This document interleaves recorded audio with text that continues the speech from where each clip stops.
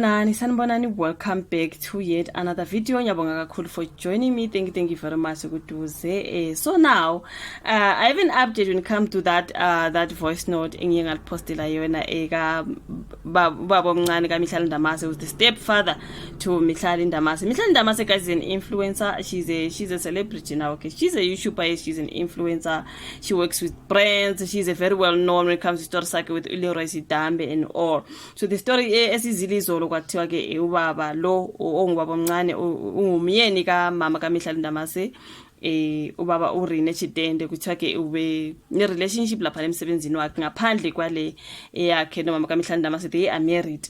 Unenye relationship ke nentombazana thizeni kuthiwa uNontobeko emsebenzini. Ivideo engiye ngayiposta izolo. So if awuyibuka ngicela uhambe ibuka. They were exposed ke ubaba ka Mihlali Ndamase no Nontobeko ukuthi bayajole emsebenzini all that. Kwaba ne voice note angazi ukuthi umusa khawula uyithethephi. Ngiyipostile ke obviously mhlambe if awukayibuki you better go back to ivideo engiyiposta izolo eka Mihlali Ndamase stepfather, right? Uhambe uyibuka and then you understand the voice note esikhuluma ngayo, because I did attach Leo voice note kuleya video. Kwathiwa ke ubaba Rene Chitende is cheating at work with his colleague uNontobeko. So ke namhlanje Musakhalo wabuya ke ne update wathi meet Nontobeko, who is in a relationship and also colleagues with Mihlali Ndamase stepfather Rene Chitende, right? Wase eza ke ukuthi Mihlali Ndamase's mother uPumla Ndamase Chitende has paid uNontobeko money so she stays away from her husband Rene. I was like, hayibo umama nayo unemali, do you have to pay these girls ukuthi umuntu akahlukane nomyeni wakhe uzumkhokhele imali? Nakhona umbuzo wami ukuthi njengoba ekhokhela nje imali uNontobeko ukuthi hlukana nomyeni wami, did she take the money? Uyithathile leyo mali? Go, yeah, believe ukuthi uzoyithatha leyo mali aqeda ngakwenzi lokho. So for umama ka Mihlali Ndamase to actually go out there ayodingana ke ne side chick yendoda yakhe ayikhokhela imali ukuthi hlukana nendoda yakhe, udlalisa imali. Honestly speaking, uzoyithatha leyo mali angahlukani naye, then what? Uzoyithatha leyo mali angahlukani naye, then what did you pay for? Angazi if iqiniso noma cha, kodwa uphinde wabuya uMusakhala wathi yena ke Mihlali Ndamase's mother uPumla Ndamase have paid uNontobeko the money so that she can leave her husband alone. Akodwa labo mama unesikhathi usho ukuthi ungayikhokhela side chick ukuthi awuhlukana nomyeni wami ayenze leyo nto, uzothatha imali yakho ayidle ayi-enjoy aphinde futhi ayethole inye ke indoda yakho, obviously nayo uyayithola imali endodeni ahamba oyidla nakhona futhi. So paying these girls imali bafethu ukuthi ngiyahlukana nendoda yami, why must umnikeze imali? I'm so confused bafethu, I'm so confused and I'm very disappointed in umama uPumla Ndamase umkhokhela imali ukuthi akayeke indoda yakho. Ani indoda yakho nayo ibiziwe yini lapha ngoba izihambele yaze ya record such a stupid embarrassing voice note. Like umuntu omdala uyazazi ushadile or that urecord something like this bese uthi uthumele entombini, uyazazi ukuthi unomfazi usuthumela entombini usuthi mhla irelationship yeni iphela, what happens? Of course labo sisi bayagcina lama voice note nama video na yonke into esazi ukuthi mhla okwena kwaphela uzoku-expose. So nosisi mhlambe nje siyithola nje le voice note siyithole kanjani? Mhlambe vele izinto bezingaseko zinhle wavele wam-expose ugilo wathi hayi ngizothatha le voice note akanithumela yona ngimhlaza angithi ungubaba omncane ka Mihlali Ndamase. You know they know ukuthi yonke lento mayisenzeka Mihlali Ndamase is on shit, because Mihlali Ndamase is the one who is a popular one.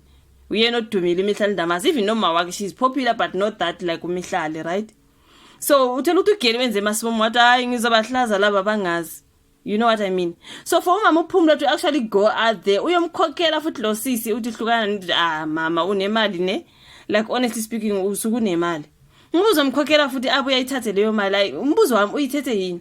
Ngifuna ukwazi lokho because uMusakhawula kazange uyithethe yini uNontobeko imali ngoba uzoyithatha angamiyeki mama, and then what? Why are you paying the side chick?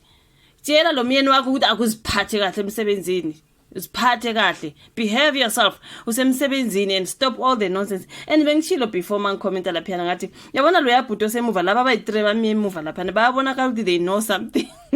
Bebonakala already ukuthi they know something ukuthi kunento eyenzekayo, baze bathatha isithombe bebonke kubonakala nje ukuthi luna, look at that guy's look.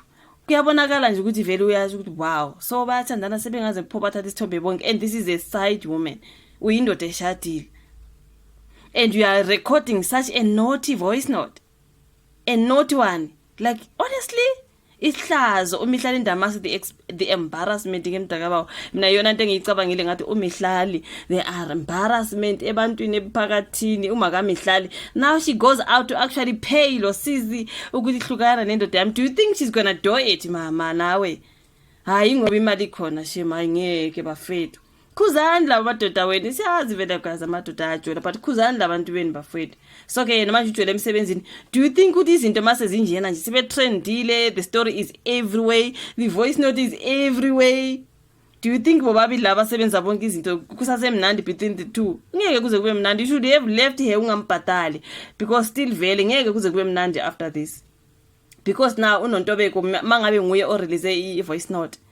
Already ngeke bazwane baboreni bazoxabana bona bodwa bazoyekana bona bodwa. So why pay the money? Why pay her the money? Uzobuya angamiyeke esazi ukuthi uzophinda ubuye futhi uzomnika enye imali for leaving your man and angeke azasuke lapho mama. Stop using money in everything. Imali yini mama? Stop using money kuyo yonke into even if it's unnecessary. It wasn't necessary for you to pay ulosisi. But ke hayi uthi umusakhawula ke umama uPhumla Ndamase paid unontobeko imali wathi hlukana nomyeni wami. Kunama comments abantu bethi lo sisi ngathi uyacisha fana nje noma kaMihlali bathi hayi ubaba lo ngathi une taste ngoba hey labo mama ngathi bayafana futhi bahle bonke bobabili ngathi nje ngudadewabo kaMihlali kuninga ama comments akushoyo bathi hayi ubaba uchitende ngathi I taste yena unayo shem unkosikazi wakhe muhle I girlfriend yakhe yinhle abantu sebesho konke mayi umama ke waseyokhokha imali wathi sisi ase believe doch ngisacela ukuthi shift ngeke aza shift mama usumnikezile imali umeyithathile yazi ukuthi ngeke aza shift uyazi ukuthi maybe uzoza futhi uzomncenga uzomnikeze imali okwakhe uzothola imali and mamela uzoyithola kuwe aphinda ayithole ndodeni cha ngeke bafethu asazi mangabe konke lokuthi iqiniso ukuthi mama umkhokhela imali I blame her for doing that. I mean really for what but anyways bengithi ngu-update when it comes to udaba engikhulume ngalizolo lukababa omncane ubaba omncane kaMihlali Ndamase ubaba Rene Chitende idrama yakhe emjolo wakhe wasemsebenzini iyatrenda ke mtakaba angazi ishivo la comment section like video subscribe share sibona nefuthi kwenye zolandela bye.